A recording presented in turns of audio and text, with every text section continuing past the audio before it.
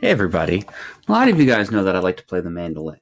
And the mandolin is a pretty amazing instrument. It's kind of like if a violin and a guitar had a baby. You might be wondering how this violin is similar to a mandolin, and it's all in the tuning.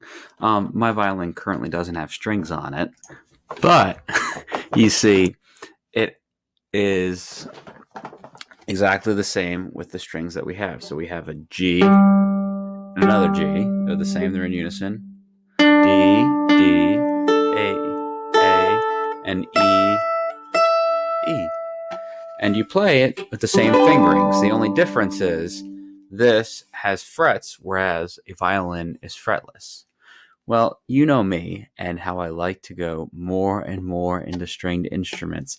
So if we just start pulling on this a little bit, we get what's called an octave mandolin, which has the same kind of tuning,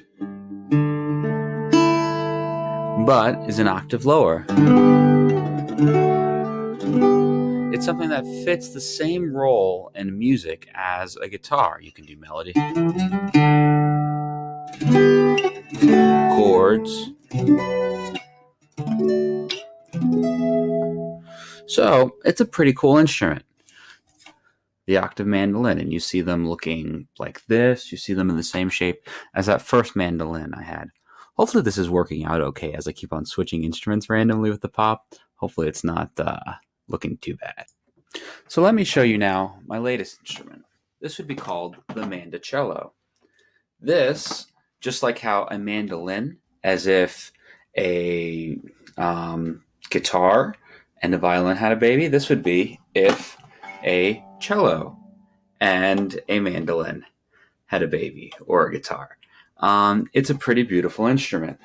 The difference is that it's much lower, like a cello, so it's tuned like a cello. So C, G, D, A, and the strings are doubled. So if you want that octave mandolin sound, we would be up here. Actually, excuse me. There we are. Off a fret. And to get into that mandolin territory, that's going to be a lot tougher because we go up here. Really can't do it so well. So you can play melodies on this. You can play bass lines.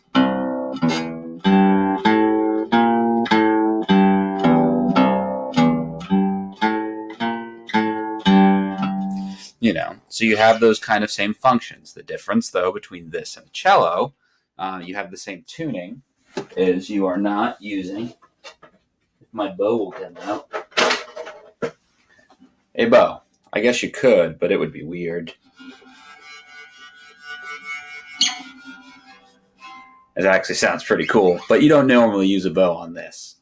So the basic function of, or the basic way to play these instruments are you're going to be using your left hand to fret, because it has frets just like a guitar, and you're going to use your right hand to strum.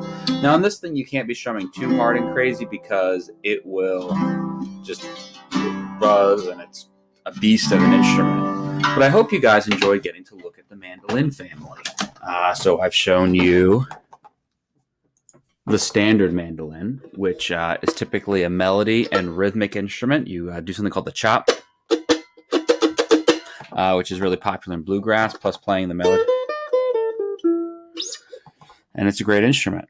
It's a beautiful instrument. I love it. They come in many different shapes. This is actually the instrument that when you go to Italy and you're on the gondolas, the guy is singing a romantic song while you are with a person you like.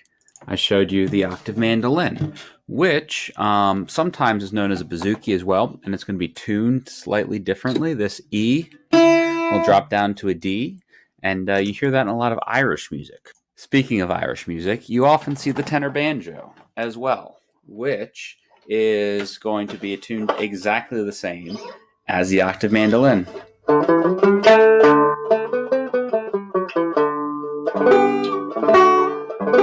So the cool thing about these instruments here that I've showed you as I'm recapping them is you really only need to learn how to play one, and then you can play them all, which That's way cool to get to play lots of different instruments. So if you can play one of these, it won't be impossible for you to learn one of these pretty easily.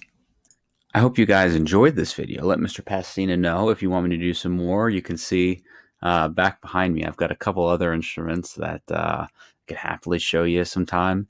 It's a lot of fun to play music. So I hope whatever instrument you guys choose to do, that you realize the freedom that you have in being able to express yourself, the joy it is to make a noise, and you can share it with others.